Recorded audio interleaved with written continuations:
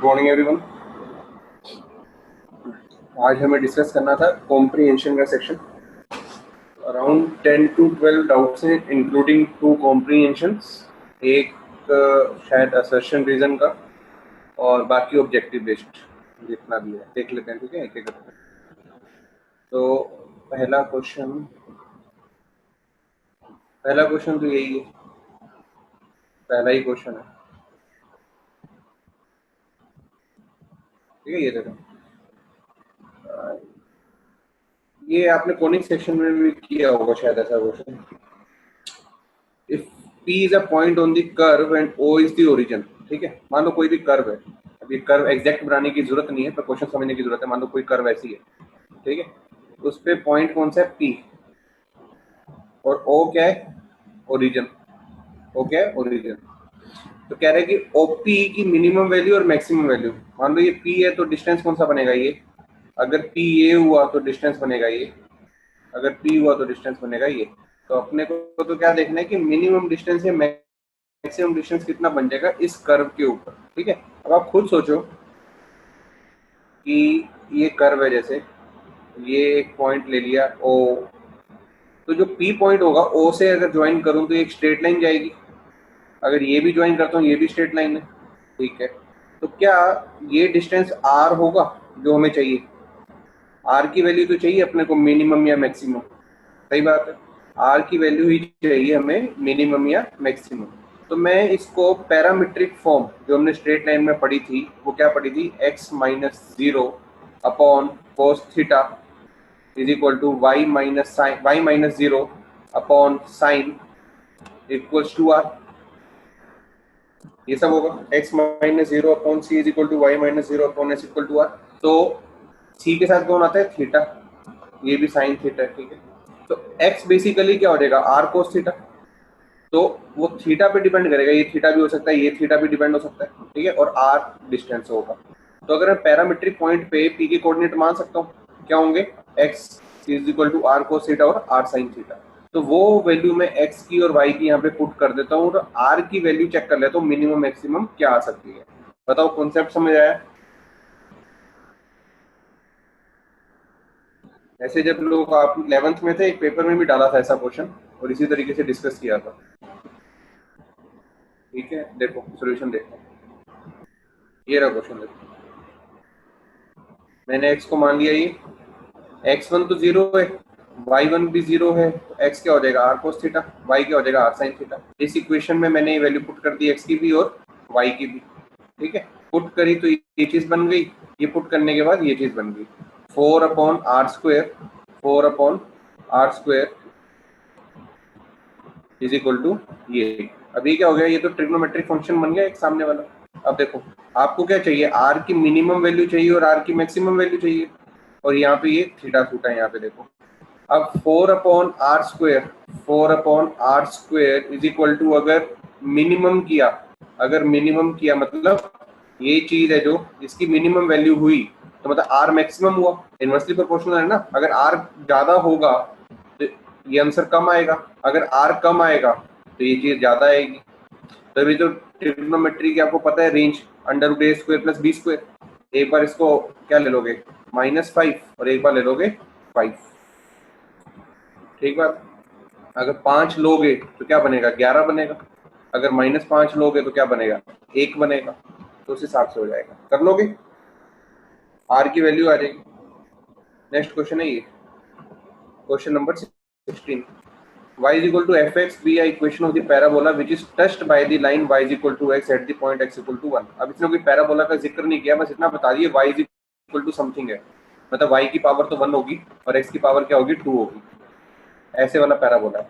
अब पैराबोला उसने बताया नहीं कैसा है, कि स्टैंडर्ड फॉर्म है या जर्नल फॉर्म है, ऐसा तो नहीं बताया उसने कुछ कि ऐसे वाला है या फिर इस तरीके से होगा, शिफ्टेड वाला होगा, ऐसा कुछ तो बताया नहीं उसने। तो अपन यहाँ पर क्वेश्चन को करने में दिक्कत आपको यही आई होगी कि पैराबोला को लेट क्या करें। आप लोग भूल रहे होगे, तो पैराबोला को लेट करने के लिए जनरल फॉर्म क्या हो जाएगी? y is equal to ax square plus bx plus c। ये वाला पैराबोला आप लेट कर सकते हो जर्नल फॉर्म में, क्योंकि उसने बोला y भी है इक्वेशन ऑफ पैराबोला और पैराबोला हमें पता नहीं वर्टेक्स 0 0 पर है या फिर कहाँ पर है, तो हम जर्नल फॉर्म मानेंगे ना पैराबोला की, तो पैराबोला ये हो जाएगा। और इस पैराबोला को टच कर दिया y = x ने, मतलब मान लो एक पैराबोला ऐसे, ऐसा वाला पैराबोला है और इसको एक लाइन ने टच कर दिया ऐसे, ठीक है। तो इस पर्टिकुलर पॉइंट पे पैराबोला का टेंजेंट का स्लोप और इस लाइन का स्लोप सेम बैठेगा, ठीक बात है। और टच कहाँ पर किया है, x = 1 पे, x = 1 पे टच किया है, तो y कोऑर्डिनेट भी कितना होगा, 1 ही होगा, 1,1।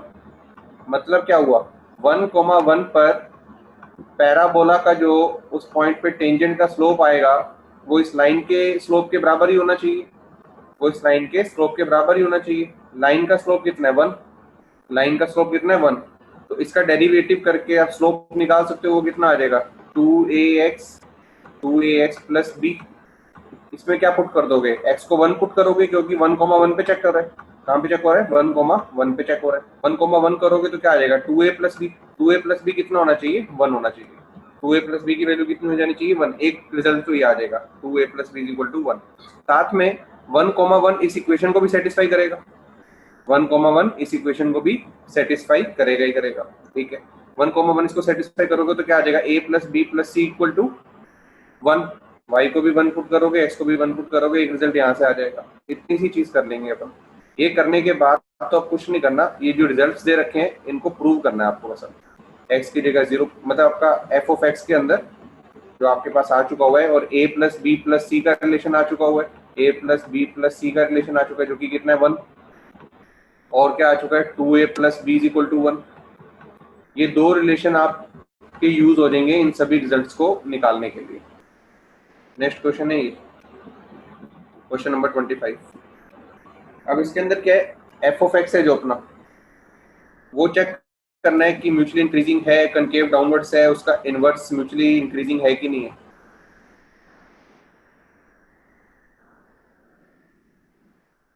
ठीक है, ये चीज करेंगे, ठीक है। f(x) आ गया अपना, तो f'(x) निकाल के हम चेक करेंगे, पर करने से पहले सबसे पहला पॉइंट क्या होगा अपना, इसकी डोमेन लिख लें। इसकी डोमेन क्या हो जाएगी, x > 2। तो x > 2 की बात करेंगे तो ऑप्शन बी तो वैसे ही कैंसिल होगी, -1 से 2 की बात तो क्या ही करें इसके अंदर, ऑप्शन बी तो वैसे ही हट गया तुम। तो अब इसका डेरिवेटिव ले लेते हैं। देखो डेरिवेटिव लिया इसका, ये डेरिवेटिव ले लिया, क्वेश्चन नंबर 25। ये चीज लिया, इसका डेरिवेटिव ये आ जाएगा, इसका डेरिवेटिव ये आ जाएगा, दोनों का एलसीएम लिया तो ये बन गया, ठीक। इसके बाद देखो वेवी कर्व से चेक किया पॉजिटिव नेगेटिव वगैरह, कि देखो 2 से लेफ्ट में तो देखने का फायदा ही नहीं, 2 से लेफ्ट में देखने का फायदा ही नहीं है क्योंकि डोमेन क्या है, 2 से बड़ी, ठीक है। और 2 से राइट में देखो पॉजिटिव साइन है, तो 2 के राइट में ग्राफ आपको इंक्रीजिंग ही दिखेगा, 2 के राइट में आपको ग्राफ इंक्रीजिंग ही दिखने वाला है, ऐसे जाएगा, ठीक बात है। तो क्या चेक करो ना, 2 प्लस पे चेक करो, 2 प्लस पे, 2 प्लस पे ये कहाँ पे जाएगा, 2 प्लस पे मतलब लॉग 0 पॉइंट समथिंग होगा, ये 0.000 कुछ, इसकी वैल्यू क्या होगी, -∞। इसकी वैल्यू क्या होगी, -∞। तो -∞ से ग्राफ शुरू होगा और लॉग के बिहेवियर की तरह ही फॉलो करेगा, तो इस तरीके से बढ़ जाएगा ये ग्राफ। और यहाँ पे आप एक बॉर्डर लगा दोगे क्योंकि इसके लेफ्ट में ग्राफ है ही नहीं, ठीक है। अब खुद ही सोचो, ये बन गया अपना ग्राफ, ठीक है। अभी म्यूचुअली इंक्रीजिंग दिख रहा है, डाउनवर्ड दिख रहा है ना, कनकेविटी कैसी है इसकी, डाउनवर्ड है। साथ में इसका आपको एफ इनवर्स चाहिए, तो क्या करोगे, y = x लाइन बना ली और उसका ग्राफ बना लिया, कैसा बन जाएगा, ऐसा कुछ बन जाएगा। और इसका इनवर्स कैसा दिखेगा, इंक्रीजिंग दिखेगा। आगे बढ़ते हैं, ये क्वेश्चन करते हैं, क्वेश्चन नंबर 35। y(x) दे रखा है ये, ठीक है। उसके बाद बातें किसकी पूछ रहा है, फाई की पूछ रहा है, और फाई को किस पे डिपेंड करा दिया उसने, एफ के ऊपर। कह रहा है phi is increasing wherever F is increasing, phi is increasing where F is decreasing. मतलब एफ के ऊपर कौन डिपेंड कर रहा है, फाई। और फाई का इंक्रीजिंग डिक्रीजिंग पूछा है तो φ'(x) करना पड़ेगा, क्या करना पड़ेगा, φ'(x). φ'(x) मैंने करके रखा हुआ है, वो आपको दिखा देता हूँ, ये किया हुआ है देखो, विश्वास करना फाइव डैश एक्स यही आएगा, ठीक है। आप लोग प्रूव करके देखें ना अपना भी और वेरीफाई कर लेना, फाइव डैश एक्स यही आएगा। अगर तसल्ली करनी है फिर भी एक बार देख लो इसको। देखो पहला वाला क्या है, एफ एक्स का होल क्यूब, इसका क्या हो जाएगा 3f(x) into F dash x. इसका कितना हो जाएगा 3, 2 ऊपर से उतर के आएगा 6 into F dash x into F x, ठीक है। चलो इतनी तसल्ली बहुत है, आगे बढ़ते हैं। लो ये कर दिया, क्वेश्चन नंबर 28 में फाइव डैश एक्स आ गया आपके पास। अब देखो ये तो 5 दिया हुआ है और ये भी दोनों भाई कितने सही से आ रखे हैं, 3 cos x minus 4 sin x। इसकी रेंज भी कहाँ से कहाँ तक होती है, -5 से लेके 5, -5 से लेके 5, ये -5 से लेके 5 होता है। तो ओवरऑल ये 5 और ये -5 से 5, ये भाई साहब ये सब मिलके तो पॉजिटिव रिजल्ट देंगे, हमेशा ग्रेटर देन इक्वल टू 0 देंगे। क्योंकि इसका मिनिमम भी उठाया -5, इसका -5 भी उठाया और इस 5 के साथ मिलके 0 देगा। अगर 5 उठाता हूँ 5 + 5 10 देगा, तो 0 से तो बड़ा ही आने वाला है। तो कुल मिला के ये वाली जो क्वांटिटी है, ये वाली क्वांटिटी है, ये तो हमेशा क्या होगी, ग्रेटर देन इक्वल टू 0 होगी, ठीक है। अब देखो इसके अंदर भी कुछ ना कुछ सही सा दिख रहा है। क्या दिख रहा है कि एफ डैश एक्स कॉमन आ सकता है, एफ डैश एक्स कॉमन आ सकता है। और सबसे बड़ी बात, एफ एक्स का रिलेशन पूछा था किसके साथ, एफ एक्स के साथ, कि किसके साथ पूछा था, एफ एक्स के साथ। अब उसने पूछा कि फाइव एक्स बढ़ता है जब एफ एक्स बढ़ता है या फाइव एक्स घटता है जब एफ एक्स घटता है। तो मतलब फाइव डैश एक्स और एफ डैश एक्स का रिलेशन मेरे को मिल जाए कि एफ डैश एक्स अगर पॉजिटिव है तो फाइव एक्स भी पॉजिटिव होगा। अगर ऐसा कुछ रिलेशन आ जाए तो मतलब जहाँ पे एफ एक्स इंक्रीज कर रहा होगा वहां पे फाइव एक्स भी इंक्रीज कर देगा, इस तरह से कुछ रिलेशन आना चाहिए। देखते हैं तो अब क्या करते हैं, इस पूरे में से एफ डैश एक्स को कॉमन निकाल लेते हैं, एफ डैश एक्स को कॉमन निकाल लेते हैं। अब ये चेक करो, एफ डैश एक्स कॉमन निकाल लिया, ये चीज आ गई। अब खुद सोचो, ये चीज तो क्या है, हमेशा ही ग्रेटर देन इक्वल टू 0, ये कभी नेगेटिव हो नहीं सकती। अब ये क्या बन गया है, एफ के अंदर क्वाड्रेटिक बन गया है, एफ के अंदर क्वाड्रेटिक बन गया है। इसको एक बार आप डिस्क्रिमिनेंट चेक करो। मतलब आप सोच रहे होगे एफ फंक्शन, हमें तो क्या पता, एफ तो शायद क्यूबिक फंक्शन हो या बाय क्वाड्रेटिक फंक्शन हो, हमें क्या पता। एफ को खोलेंगे, उसके बाद जो पावर आएगी उसके बाद चेक करेंगे ना, क्वाड्रेटिक थोड़ी ना कि डिस्क्रिमिनेंट चेक करने लग जाए। एफ को एक्सपेंड थोड़ी ना किया हमने, मन में ये विचार आ रहा होगा, कोई बात नहीं, ठीक है, आना चाहिए। पर अपन क्या कर रहे हैं, इसको कंप्लीटिंग द स्क्वायर तो कर ही सकते हैं ना फिर भी, क्वाड्रेटिक के एफ के अंदर तो समथिंग का स्क्वायर प्लस समथिंग अगर आ गया, ये समथिंग का स्क्वायर प्लस समथिंग, तो अभी मैं बस ये कह रहा हूँ आपको, अगर d लेस देन 0 है, देखो इसका डिस्क्रिमिनेंट क्या है, लेस देन 0, तो मतलब इसका ग्राफ अगर क्वाड्रेटिक की टर्म्स में देखो तो हमेशा पॉजिटिव बनना चाहिए, हमेशा पॉजिटिव बनना चाहिए और उसकी मिनिमम वैल्यू आनी चाहिए।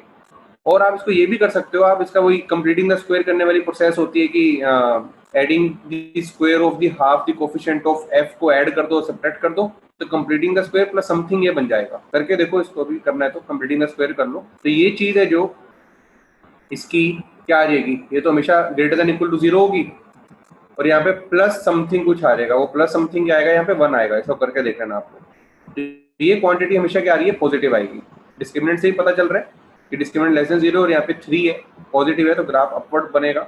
और कंप्लीटिंग द स्क्वायर से करना चाहते हो कि f प्लस समथिंग आ जाएगा, यहाँ पे f प्लस समथिंग, तो ये क्वांटिटी हमेशा पॉजिटिव दिखेगी और साथ में ये कुछ ना कुछ ऐड हो रहा होगा, ये कभी भी नेगेटिव नहीं दिखेगा आपको। मिनिमम वैल्यू आपकी कब आ जाएगी, जब स्क्वायर को 0 बना दोगे तो 1 बचेगा, ठीक है।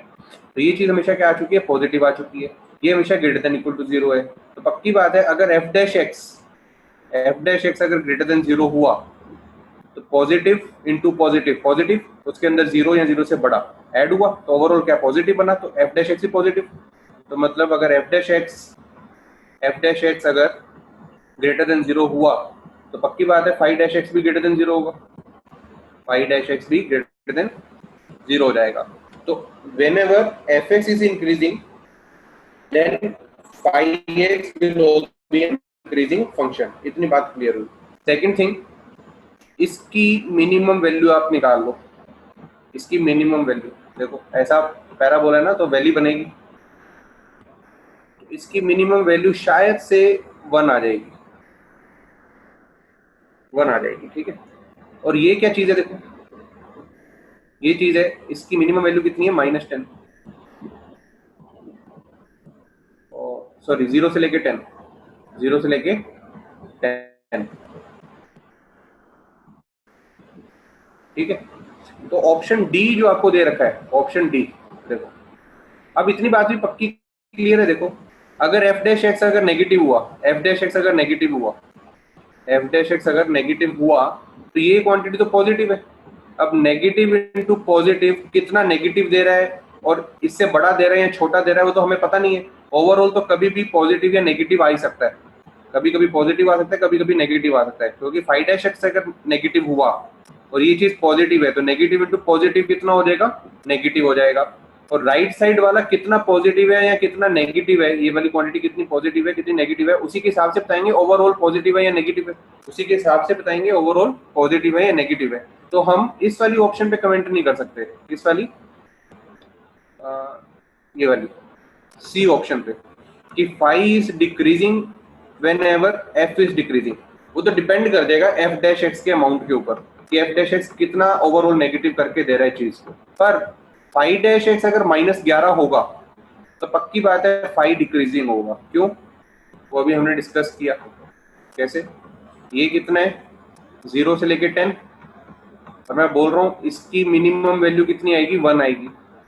अगर ये 11 हुआ, -11 हुआ तो -11 इंटू 1 कितना होगा, -11, और ये कितने 0 से 10, तो ओवरऑल रिजल्ट कितना आ रहा है, नेगेटिव।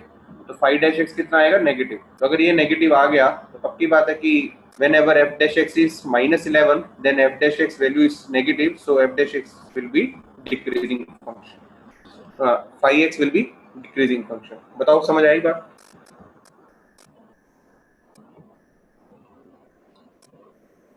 भाई एक बार चैट पे बता दो यार, क्वेश्चन बढ़िया था ये वाला।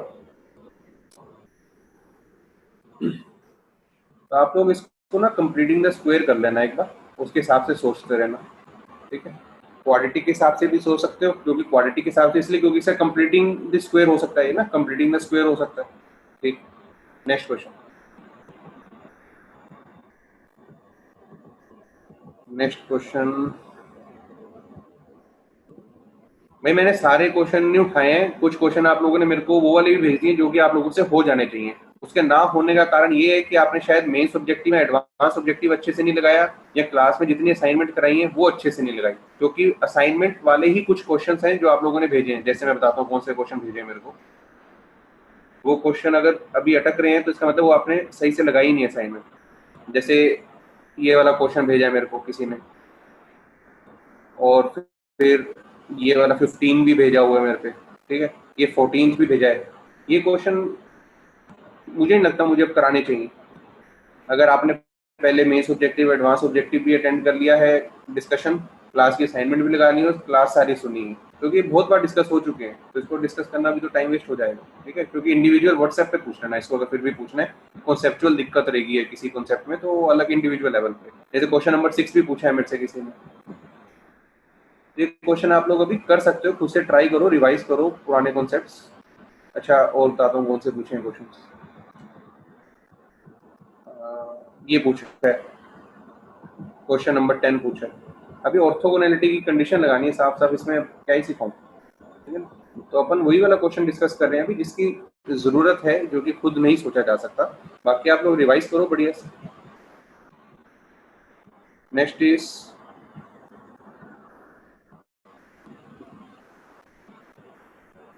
ये वाला 55 का ए। अच्छा किसी को अगर ट्रिग्नोमेट्री भी रिवाइज करी है किसी ने तो मोड ऑफ साइन एक्स, एक काम दे रहा हूँ मैं आपको करने के लिए, अभी के अभी करो। Mode of sine x plus mod of cos x की रेंज निकाल के दो मेरे को। Mode of sine x plus mod of cos x की रेंज निकाल के दो एक बार। देखो भाई ये पॉजिटिव क्वांटिटी, ये भी पॉजिटिव क्वांटिटी, इसको कर लो लेट टी, ठीक है। तो अपन को क्या चाहिए, इसकी रेंज चाहिए, ठीक है। तो काम करो, स्क्वायर कर दो दोनों साइड, टी स्क्वायर हो जाएगा। टी स्क्वायर इक्वल टू कितना आ जाएगा, मोड साइन एक्स का square plus mod cos x का स्क्वायर, वो कितना हो जाएगा 1 प्लस 2 मोड साइन मोड कॉस, ये क्या बन जाएगा, T square is equal to 1 प्लस मोड ऑफ साइन 2x ये बनेगा। ठीक है, तो स्क्वायर हटा देता हूँ यहाँ से, यहाँ पे स्क्वायर रूट ले लेता हूँ। अब पक्की बात है, देखो टी तो पॉजिटिव ही आना चाहिए ना, तो इसलिए पॉजिटिव वाला हिस्सा उठाऊंगा क्योंकि लेफ्ट राइट साइड क्या है, पॉजिटिव। तो टी की रेंज सोचो कितनी आ जाएगी। अगर साइन एक्स 0 होगा तो क्या बचेगा, 1। अगर साइन एक्स 1 होगा तो मोड ऑफ 1 कितना होता है, 1। 1 + 1 कितना, 2। तो कितना आ जाएगा, √2। तो टी की रेंज कितनी आ गई, 1 से √2। और देखो ये ग्रेटेस्ट इंटीजर के अंदर ही तो है ये चीज, mode of sine x plus mod of cos x किसके अंदर है, ग्रेटेस्ट इंटीजर के अंदर। और ग्रेटेस्ट इंटीजर के अंदर क्या इन्फॉर्मेशन जा रही है, 1 से लेके √2 तक वैल्यू जाएगी इसके अंदर। तो 1 से लेके 1.41, 1 से लेके 1.41 का ग्रेटेस्ट इंटीजर कितना आ जाएगा, 1। तो जो पहली कर्व है ये वाली, ये तो बेसिकली क्या बन गई, स्ट्रेट लाइन बन गई, y = 1। और दूसरी क्या चीज दी हुई है, सर्कल दिया हुआ है, और इनके बीच का एंगल चाहिए आपको। बताओ कर लोगे इसके आगे भाई, y = 1 और x² + y² = 1 का एंगल निकालना है, और उस थीटा का फिर कोसेकेंट स्क्वायर थीटा ले लेना, ठीक है ना। यहाँ पे ट्रिग्नोमेट्री यूज हुई है आपको, तो इसको हमेशा याद रखना आपको कि mode of sine x plus mod of cos x की रेंज याद मत रखो, पर प्रोसीजर तो याद रख लो कि t = समथिंग करो, स्क्वायर कर लो। ठीक है, ये क्वेश्चन हो गया। तो इसका सोल्यूशन दिया हुआ है, आप लोगों को समझा ही दिया वैसे तो मैंने, पर फिर भी ये दिया हुआ है, फिर टी लेट करके रेंज निकाल ली, ये दिया हुआ है, आगे आप लोग कर लो। ठीक है, नेक्स्ट क्वेश्चन में बढ़ते हैं।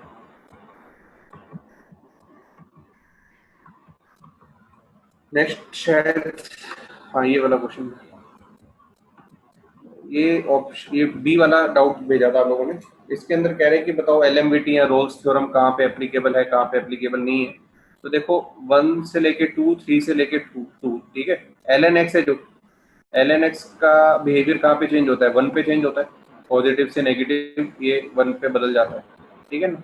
और e की पावर x -1 इसका बिहेवियर कहाँ पे चेंज होता है, x = 0 पर, x = 0 पर 0 तो डोमेन में नहीं है, तो कहाँ पे चेक कर लेंगे, 1 के अराउंड चेक कर लेंगे इसकी क्वांटिटी को, किसके अराउंड, 1 के अराउंड। ठीक है, चेक कर लेंगे, ये देखो,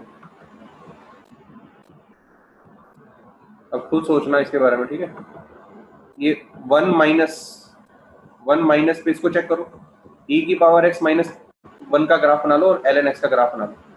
चलो पहले देखते हैं, ln 1 माइनस क्या होगा, ln 1 माइनस, ln 1 माइनस माने नेगेटिव होगा ही, ln 1 तो 0 होता है, तो ln 1 माइनस नेगेटिव है, ये क्या होगा, ये पॉजिटिव होगा। तो positive into negative, negative, signum का नेगेटिव कितना, -1, सिग्नम का नेगेटिव माने -1, ठीक है ना। e की पावर x -1 देखो ना, e की पावर x देखो, ये जा रहा है 1 पे, e आंसर आएगा, तो 1 से हल्का सा छोटा लेंगे तो जस्ट e से छोटा होगा वो, मतलब होगा तो 2.7 -1 समथिंग, पॉजिटिव ही आएगा, positive into negative which will be negative, negative का सिग्नम नेगेटिव। साथ में f(1) पे ln 1 तो 0 बन जाएगा, तो सिग्नम 0 0, ln 1 प्लस ये भी पॉजिटिव, ये भी पॉजिटिव, तो सिग्नम पॉजिटिव। तो यहाँ पे तो डिसकंटिन्यूस हो गया ग्राफ। अब ग्राफ ही डिसकंटिन्यूस हो गया तो एलएमवीटी और रोल्स थ्योरम तो दोनों ही एप्लीकेबल नहीं हुए।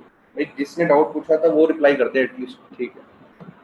अब सुनो, फिर से मैंने आपको बोला था कि ये वाले जितने भी चैप्टर हो रहे हैं ग्राफ की हेल्प से करोगे तो इजी रहता है आपका काम।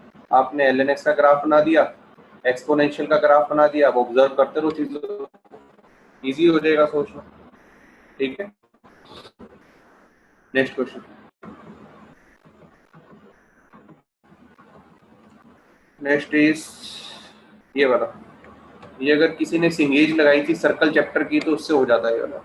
सर्कल चैप्टर की अगर सिंगेज किसी ने लगाई हुई है तो उसमें ये क्वेश्चन दिया हुआ है, कुछ लोगों ने मुझसे डाउट पूछा था उस टाइम, जब वो सिंगेज लगा रहे थे सर्कल की। एक काम करो, कह रहे हैं वो मैक्सिमम वैल्यू निकालो। भाई किसी को याद है ये डाउट पूछा था किसी ने मुझसे सिंगेज से, चैट पे बताओ, या किसी ने सिंगेज लगा रखी है, किसी ने क्वेश्चन कर रखा है सर्कल चैप्टर में ही, और डिस्कस करें। इस क्वांटिटी को मान लो y, इस क्वांटिटी को मान लिया y, तो कितना बन जाएगा ये, y + 4 का स्क्वायर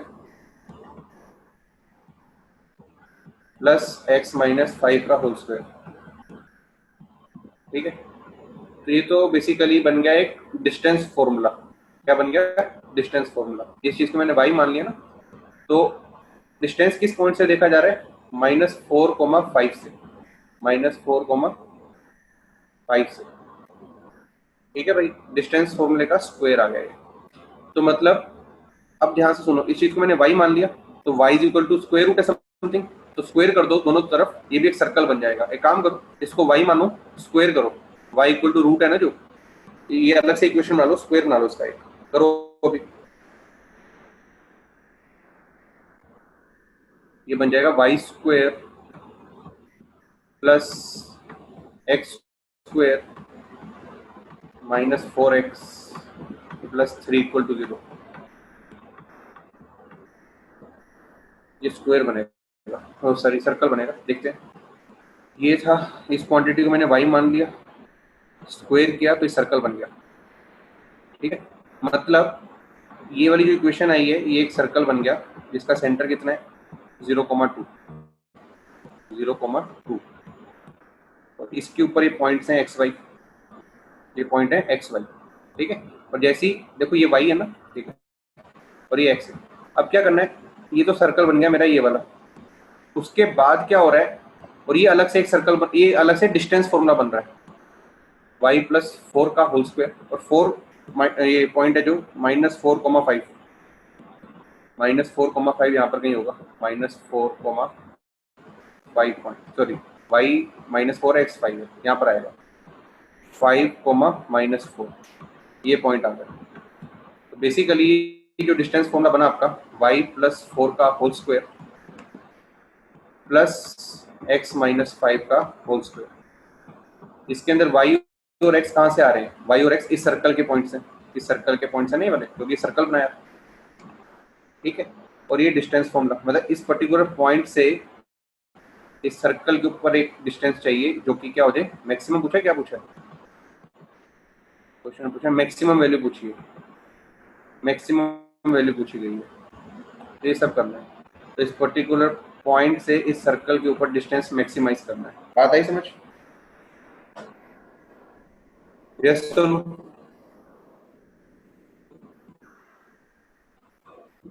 हाँ, मेहनत यही काम करना है। ठीक है ना, ये डिस्टेंस फॉर्मूले को मैक्सिमाइज करना है, और इस पर्टिकुलर y और x का रिलेशन मैंने निकाल दिया, y और x इस रिलेशन को सेटिस्फाई करेंगे, इसको सेटिस्फाई करने वाला को क्या आ जाएगा? एक सर्कल आ जाएगा। तो सर्कल सारे y और x इस पे डिपेंड कर रहे हैं, और इस पर्टिकुलर पॉइंट से वो डिस्टेंस आ जाएगा। ठीक है, आगे बढ़ो, एक कॉम्प्रिहेंशन डिस्कस कर लेते हैं।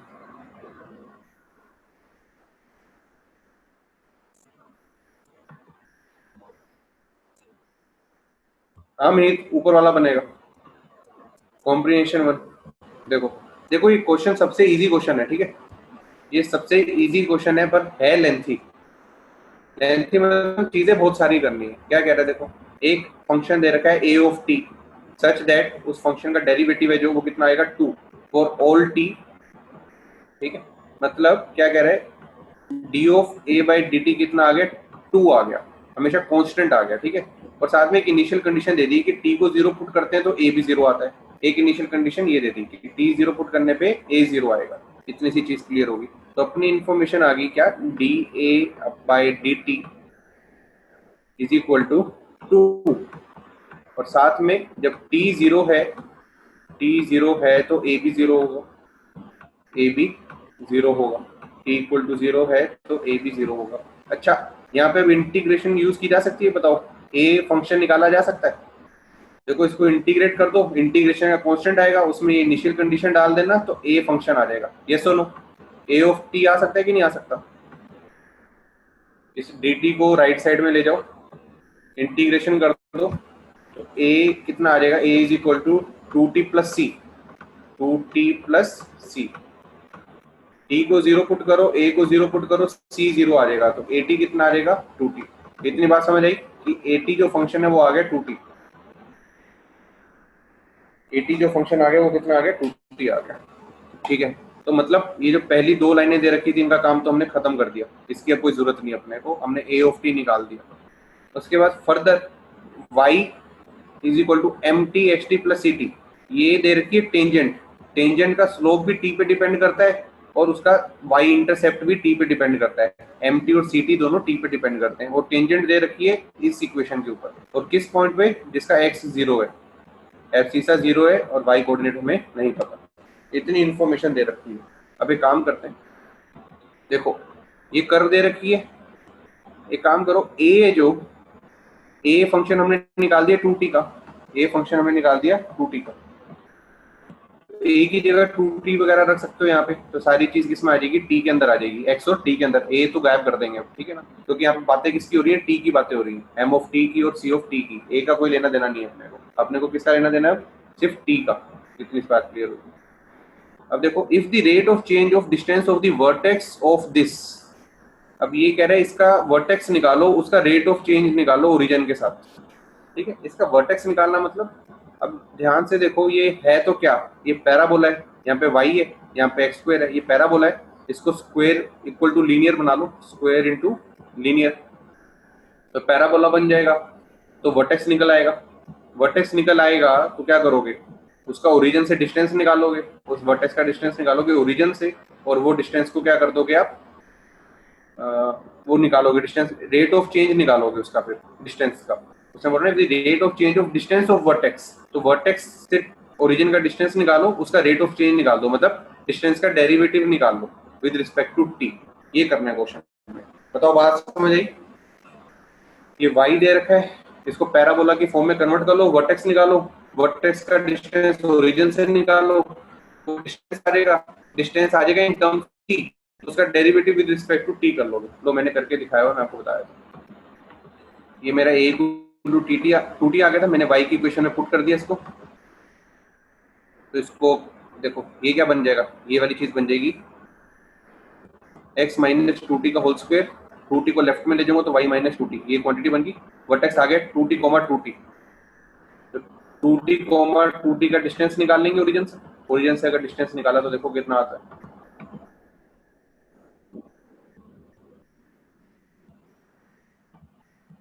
डिस्टेंस फ्रॉम ओरिजिन आ जाएगा आपका 2√2t। तो इसका अब उसने बोला कि इसका रेट ऑफ चेंज निकालो डिस्टेंस का, तो डिफरेंशिएट कर दिया t के साथ, तो 2√2 आ गया। और ऑप्शन में क्या दे रखा है, देखो ऑप्शन में बोल रखा है कि रेट ऑफ चेंज डिस्टेंस का with respect to t is k, और k की वैल्यू निकालनी है, k आ जाएगा 2√2, क्योंकि अपना k कितना है 2√2 आ गया। देखो रेट ऑफ चेंज कितना है 2√2। बताओ समझ आई बात? इजी था क्वेश्चन, ज्यादा डिफिकल्ट नहीं था, बस डेटा को इंटरप्रेट करना आना चाहिए था कि किसमें क्या चीज यूज हो रही है। अब एक काम करो, नेक्स्ट क्वेश्चन को आप खुद करोगे, मैं भी अब टाइम दूंगा, सेकंड पार्ट आप लोग खुद करोगे अभी के अभी। कैसा है, rate of change of C T with respect to T when T is equal to K is L, then L निकालना है। अब एक काम करो ना, rate of change of C T मतलब आपको क्या निकालनी है, y is equal to M T X plus C T निकालना है।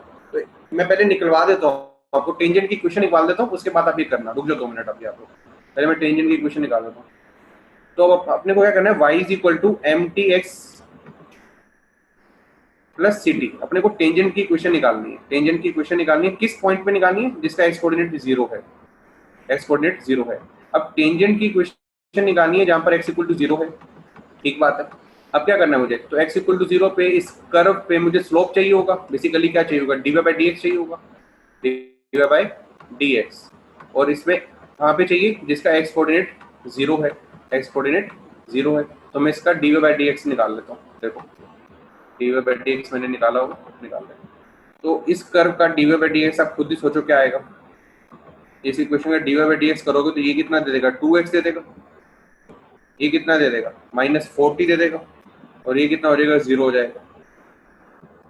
कितना आ जाएगा dy by dx, 4x, sorry 2x minus 40, 2x minus 40, तो dy बाई dx आ गया 2x माइनस 40, ये आ गया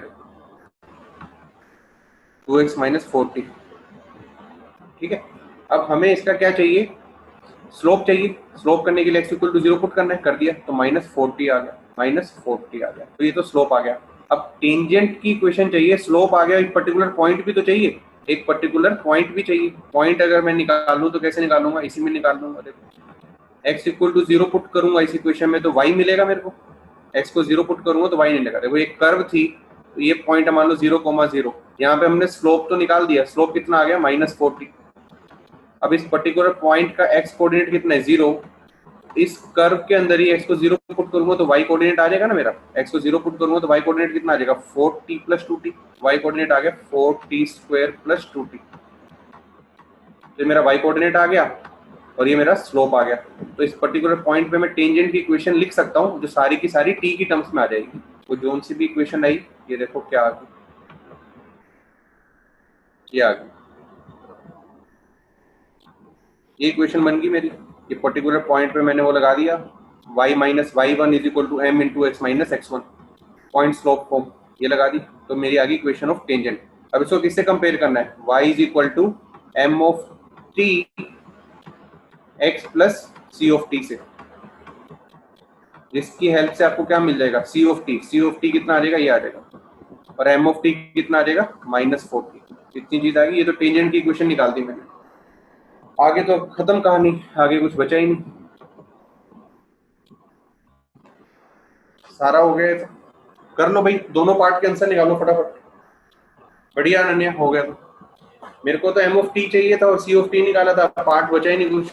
अब आपको तो अब क्या करना है, डेरिवेटिव निकाल के आंसर निकालना। ठीक है भाई, चलें आगे। देखो फिर, अच्छा बताओ, क्वेश्चन इजी, मतलब मेरे हिसाब से तो काफी इजी क्वेश्चन था ये। चलो, बस वो बड़ा सा था, बहुत सारे डेरिवेटिव इन्वॉल्व थे, इसलिए आपका शायद आपको लगा कि भाई मुश्किल है। हाँ, वही लेंथ की वजह से डरे थे, आपको लग गया था मुझे। कराने की इच्छा नहीं थी मेरी वाला क्वेश्चन, पर मैंने कहा चलो फिर भी कराना चाहिए, क्योंकि बड़ा क्वेश्चन कभी आगे से दिखे तो डरना नहीं, इसलिए कराया मैंने। ठीक है ना, जरूरी नहीं है कि बड़ी चीज डरावनी, ठीक है ना। आपको मैंने पहले ही बताया था, कुछ क्वेश्चन लेंथी होते हैं पर इजी होते हैं, और कुछ क्वेश्चन छोटे होते हैं जो डिफिकल्ट होते हैं। तो लेंथ के ऊपर तो जा ही नहीं सकते हम। छोटा क्वेश्चन कॉन्सेप्ट डिफिकल्ट के साथ आ सकता है, लेंथी क्वेश्चन इजी कॉन्सेप्ट के साथ आ सकता है, तो कंपैरिजन तो है ही नहीं। हर क्वेश्चन को आप थोड़ा बहुत देखो, अगर पहली बारी में कुछ दिमाग में क्लिक करता है तो स्टार्ट कर दो, नहीं करता तो आगे बढ़ो। नेक्स्ट क्वेश्चन, कॉम्प्रिहेंशन 4, ये भी कोई ज़्यादा मुश्किल नहीं है, थोड़ी इंटरप्रिटेशन ही करनी है। देखो उसने बोला साफ साफ कि पॉलिनोमियल है डिग्री 3 का, तो क्यूबिक फंक्शन है। आपको मैंने, जब आपका क्लास में हुआ ही नहीं था पॉलिनोमियल ये क्यूबिक वाला, फिर भी मैंने कहा था कि इसके 4-5 तरह के ग्राफ होते हैं, ऊपर जाके नीचे चल जाता है, या फिर ऊपर जाके ऐसे जा सकता है, नीचे से ऊपर भी जा सकता है, फिर नीचे से ऊपर वाला ग्राफ है। 3 रूट होते हैं इसके, 3 रूट होते हैं, तो मतलब क्या होगा, एक रियल हो सकता है, 2 कॉम्प्लेक्स हो सकते हैं, या फिर तीनों रियल हो सकते हैं।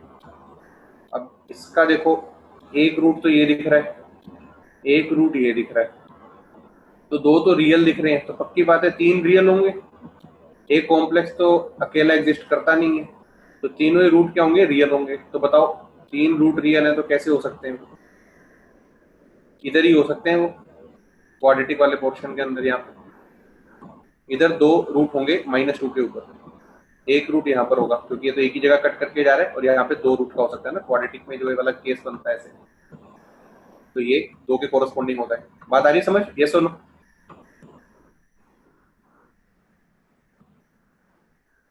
ठीक है, तो इस क्यूबिक की इक्वेशन लिखनी हो तो क्या लिख सकता हूँ, a x + 2 का होल स्क्वायर x - 5/2, यस और नो, ये क्यूबिक की इक्वेशन होगी मेरी।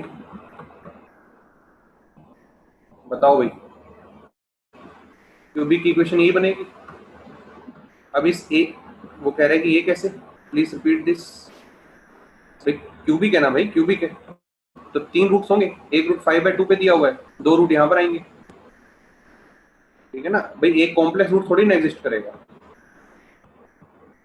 कॉम्प्लेक्स रूट थोड़ी ना अकेला एग्जिस्ट करेगा कि तुम कहोगे यहाँ पे हवा में रूट एग्जिस्ट करेगा, ऐसे थोड़ी ना होता है।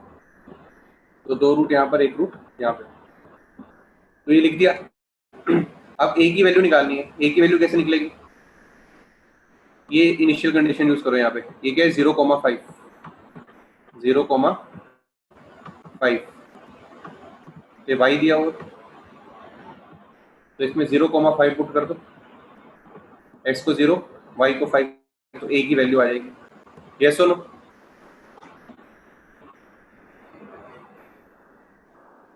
इतना बताओ फिर आगे बढ़ो। क्यूबिक हमने डिजाइन कर दी, ठीक है। अब तो क्या बचा, कुछ ना बचा है खास। ये पहला पार्ट तो आप लोग कर ही लोगे ग्राफिकल ट्रांसफॉर्मेशन से। ग्राफ ऐसा बन जाएगा इसका, ये ऐसे जाएगा और फिर ऐसे चल जाएगा, ये चीज़ यहाँ पर भी आ जाएगी, ऐसे चल जाएगा, और इसका ग्राफ बना दिया। और ये इक्वल टू कितना है, 3। 3 के कोरस्पॉन्डिंग ये कट रहा होगा कई जगहों पर ऐसे, 1 2 3 4, क्योंकि ये पॉइंट कितना है 5, और ये ग्राफ तो ऊपर ही जाएगा ना ऐसे। तो y इक्वल टू 3 4 जगह कट करके जाएगी, 1 2 3 4। ऑप्शन सी आएगा, ऑप्शन ए दे रखा है। बात आई समझ? आंसर 4 आएगा, 2 नहीं आएगा। चलें आगे। अब मेन जो दिक्कत है आप लोगों ने भेजी है क्वेश्चन नंबर 70 में। क्वेश्चन नंबर 70 में तो कुछ रहा ही नहीं। अब हमने एफ ऑफ एक्स तो निकाल ही लिया। गगनदीप, लाइन वाला कॉन्सेप्ट कौन सा, मतलब लाइन वाला कॉन्सेप्ट बता दो। लाइन वाला मतलब क्वेश्चन नंबर 70 देखते हैं पहले तो। अभी जो लाइन कही थी, कौन सी लाइन गई थी मैंने? अरे पूरा लिख के दो, मैं भूल गया कौन सी लाइन गई थी मैंने। अभी मैं क्वेश्चन नंबर 70 बता रहा हूँ, एक बार चैट पे लिखो तुम कौन सी लाइन। अच्छा, y इक्वल टू 3 वाली लाइन, ठीक है ठीक है। ये वाला ग्राफ इक्वल टू 3 कर दो ना, तो कह रहे कि लेफ्ट साइड इक्वल टू 3 कितनी जगह पर होगी। तो हमने जो ग्राफ बना दिया था अभी, ये और ये कह रहे हैं कि ये ग्राफ 3 कब कब हो सकता है। तो 3 के कोरस्पॉन्डिंग एक लाइन खींच दो, y इक्वल टू 3। तो चेक करो y इक्वल टू 3 के कोरस्पॉन्डिंग इस ग्राफ पे कितने पॉइंट्स आ रहे हैं। एक आ रहा है, फिर ये दूसरा आ रहा है, फिर ये तीसरा आ रहा है, फिर ये चौथा आ रहा है। काम कर, ठीक है ना? हाँ, नीचे लेके जाना है नीचे ले जाओ, नहीं तो भाई ऐसे ही कर दो, क्या दिक्कत है। अपन 70 करते हैं। Equation of normal at R, भाई आर पॉइंट दिया हुआ है 5,2,0, और क्यूबिक इक्वेशन आ गई है। क्यूबिक इक्वेशन आ गई है, इसका स्लोप निकाल लो 5,2/0 पे। 5/2,0 पे इसका स्लोप निकालो, पॉइंट दे दिया है, टेंजेंट का स्लोप आ जाएगा, उससे नॉर्मल का स्लोप आ जाएगा, काम खत्म हो जाएगा। कर लोगे भाई? यस और नो? मेन फंडा था क्यूबिक की। भाई किसी को अगर याद हो, क्वाड्रेटिक की बुकलेट अगर देखना, क्वाड्रेटिक की बुकलेट में एक ऐसा क्वेश्चन था, उसमें भी कॉम्प्रिहेंशन का क्वेश्चन था, उसमें भी एक ऐसा ग्राफ दे रखा था क्वाड्रेटिक का कुछ, उसके अंदर भी हमने डिजाइन किया था। सेम टू सेम क्वेश्चन है क्वाड्रेटिक की बुकलेट के अंदर, चेक कर लेना आप। अब नेक्स्ट क्वेश्चन देखते हैं क्या बचा।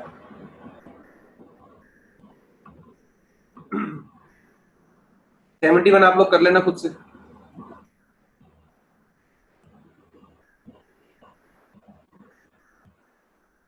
बस इतने क्वेश्चन थे भाई आज जो मैंने उठाए हैं आप लोगों के, बाकी सारे क्वेश्चन करने लायक हैं।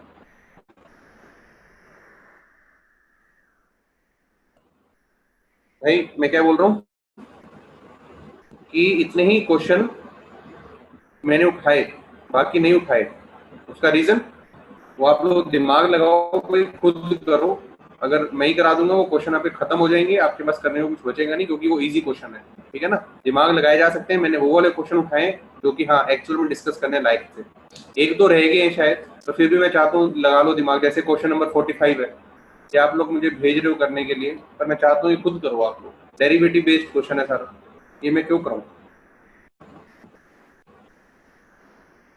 ठीक है ना। क्वेश्चन नंबर 45 आप लोग खुद करो, क्वेश्चन नंबर 37 करो खुद से, क्वेश्चन नंबर 38 खुद से करो, क्योंकि बहुत चीजें डिस्कस हो चुकी हैं, सिंपल कॉन्सेप्ट बेस्ड है।